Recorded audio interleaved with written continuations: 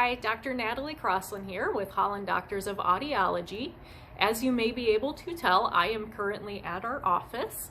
That is because even though we are unfortunately unable to see anyone for face-to-face appointments during this time, we are continuing to provide a number of services in a number of different ways.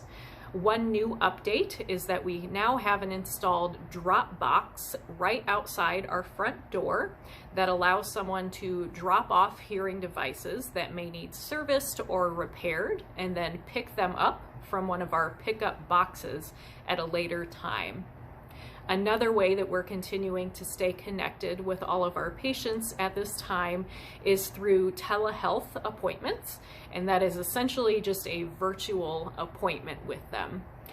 And lastly, we're still continuing to provide supplies such as batteries and filters as needed. So in short, we are letting you know that we are still here for you. We are hoping that you're staying safe, healthy, and sane during this strange time that we're living in.